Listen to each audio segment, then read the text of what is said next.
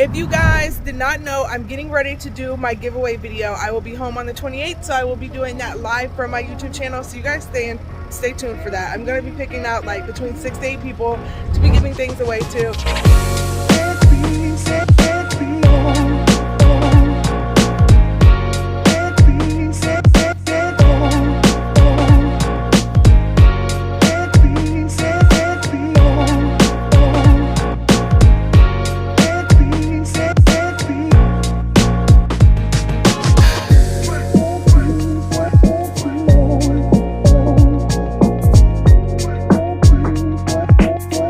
What's up, you guys? Today you'll be trucking with me and Aubrey. We're going to go over 3 things today. One of them is sliding your tandems. The second thing is sliding your 5th wheel.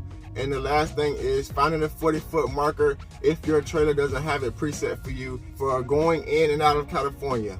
While doing these things, I recommend you guys use a tape measurer, a hammer, and you will need some gloves. Appreciate you guys for watching. Stay tuned. Okay, you guys, so before we even start to show you guys how to distribute your weight on your tandems, let's talk about your different axles and the gross weight that you can have on your different axles. Okay, so this is axle number 1. This is your steer axle. The reason why it's called your steer axle is because it's connected to your steering. It's what steers your truck or your tractor. So the gross amount of weight that you can have on your steers is 12,000. Okay, 12,000 pounds. Now the second axle that you have is your drive axle. Your drive axle is the axle that is by your 5th wheel where your kingpin locks in at, and the gross amount of weight that can be on these axles tires is 34,000. Now let's go and talk about the last axle on your truck. Boom. So the last axle on your truck is going to be your trailer axle, also known as your tandems. And just like your drive axle, the gross amount of weight, the maximum amount of weight, that you can have on these tires is going to be 34,000. So yeah, now that we've gone over the axles, let's get into how you distribute the weight with these tandems. Let's go. Hey you guys, so the hardest part about doing this is marking your hole. When I first started, I would always go past the hole I was looking to get into, and so I would have to reweigh. Oh my gosh, I was spending so much money in reweighs. And what a reweigh is when you get a scale ticket and you move your tandems and then you have to go rescale. It's called a reweigh. So we're gonna get into that now, you guys. 1 second. So this is where you're going to go mainly when you need to distribute your weight. And I want to give you guys an example so you guys can understand how I deal with this. Is I slide towards the problem. Okay, so let me give an example. So your steer, which is your steer axle, which is the front tires, let's just say they're fine. They're at 11,000. Your drive is at 32,000, and your trailer axle or your tandem tires is at 35,000. Now we know, based off what I just told you guys, that the maximum that you can have on these bad boys is 34,000. So we're 1,000 pounds overweight. Boom.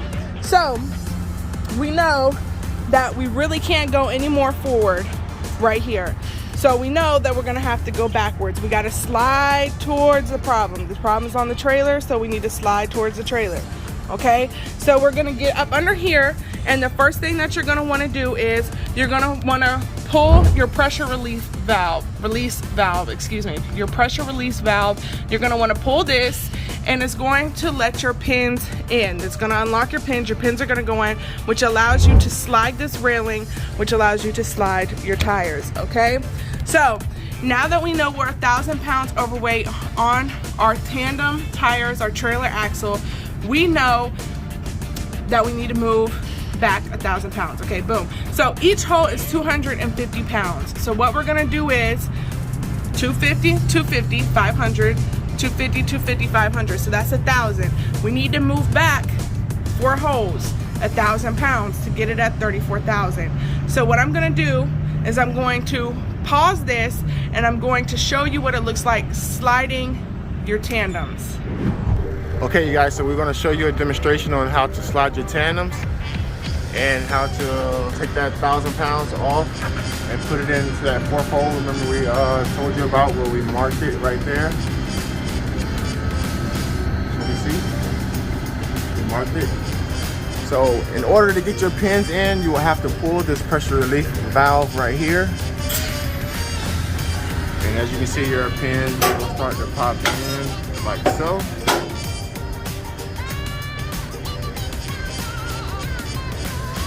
So this is what it will look like if you slid your tandems back. In order for you to slide your tandems back, you will have to drive forward, as you can see. So that is to the rear. And that is how you put your weight on your drive tires. So when you drive forward, you slide your tandems back and it will put the weight on your drive tires. Now as she slides back, you will put, your tires will get further underneath your load and you will put more weight on your tandem tires. So that's the 4th hole right there we would want to put it into. So I'm gonna get her to put it into that hole right there. So all you have to do is wait for your trailer to pass that pin and you will stop it there. Right there. Sorry guys, I'm trying to pay attention to the camera and but you're gonna come back a little more. She passed it a little bit. And it's that easy to pass it. So the pin is actually right here behind this weld. And I'm gonna try to get it into this hole. So if you got 2 people, it will be a lot easier this way. But if you're by yourself, you have to just like judge it. But since it's 2 of us, it's a lot easier. So now that we know the pin is here in the next hole, it will be right here, which is the correct hole we need it into to take that 1,000 pounds off.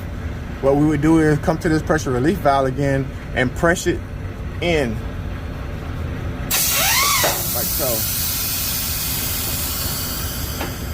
And all she has to do is drive back and it's gonna automatically lock into that hole right there.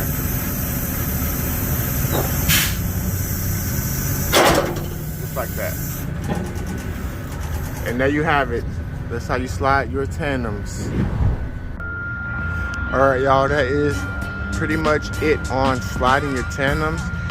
It's really not that complicated once you learn the concept on, you know, how much each hole will take away from each axle or put on each axle. It's very, you know, pretty much simple.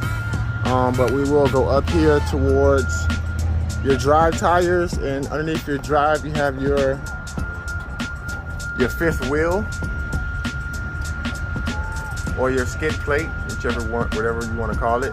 Here are your pins. You have these 3 pins right here that fills these holes right here, 1, 2, 3, and we have it all the way back. This is as far back as you can get it. So you will see these 2 holes right here which are not filled, but I cannot put my pins into those holes. This is as far back as it goes. So you can slide it up that way or back this way. And I will go over the process on how to slide your 5th wheel. It's a little more complicated than sliding your tandems, I can tell you that for sure.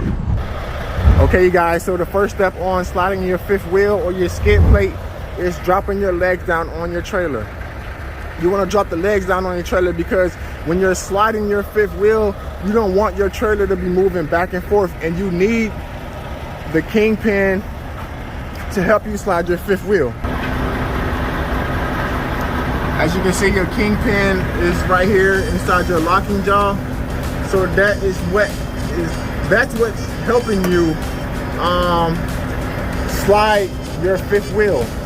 Without the trailer, you wouldn't be able to slide your 5th wheel at all. You can, but it'll be very hard. But with you having a trailer, you know, inside your locking jaws right there inside your 5th wheel, that is what's helping you slide it a lot easier. So when you got your legs down on your trailer, it also, you know, helps prevent your trailer from moving back and forth while you're sliding your 5th wheel. The second step with sliding your 5th wheel is coming inside the trailer right here and making sure you release the pressure off your fifth wheel because it has air pressure to keep it intact, to keep them pins in. So with this button right here, this button will help you release the pressure when you need to slide your fifth wheel. So once you press that button in, you come back out here and your pin should be in. We're gonna show you guys what it looks like to slide your fifth wheel. So it's just like the same way of sliding your tandems. The further you drive back and your skid plate moves up, just like so. And if you drive forward, you're sliding your skid plate back. Just like so.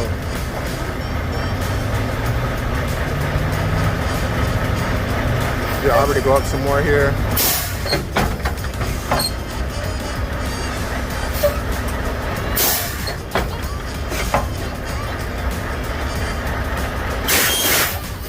Okay, that button I showed you earlier. So Aubrey, press that button for me. So Aubrey pressed the button, and when you press the button, it's supposed to, you know, bring them pins back in. But this is why you need a hammer, because the pins don't always go back in. So I went inside and hit the button in the truck, and the pins, the air pressure released, but the pins did not pop out. So Brandon is going to have to beat it to get the pins to pop back out.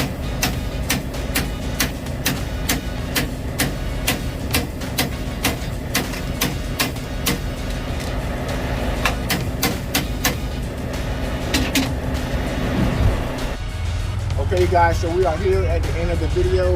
The last thing is showing you guys this 40-foot marker for going in and out of California.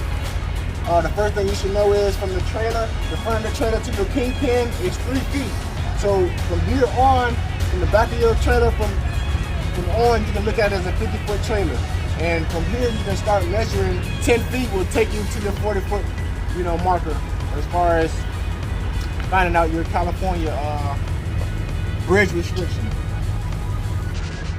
So I'm gonna start from the back of my trailer and come all the way up here. And once I hit that 10-foot marker right here, I would either mark it or whatever, and you will have your 40-foot marker, and you would line your rear, your last tire, hub seal to that marker, and you will be certified for California restrictions. Thank you. So that's it, you guys. We have gone over how to distribute weight on your tandems, the different type of axles, the different type of weight that's supposed to be on your axles, the California bridge requirement, as well as sliding your fifth wheel. So that's pretty much it for today's video, you guys. I hope you enjoyed Brandon being in this video, because I feel like he could explain to you guys a lot better than I can. Also, if you guys did not know, I'm getting ready to do my giveaway video. I will be home on the 28th, so I will be doing that live from my YouTube channel, so you guys stay tuned for that. I'm going to be picking out like between 6 to 8 people to be giving things away to. So thank you guys for all the love and support. And you know what I like to say, you guys, let's keep it trucking, but keep it safe. Peace.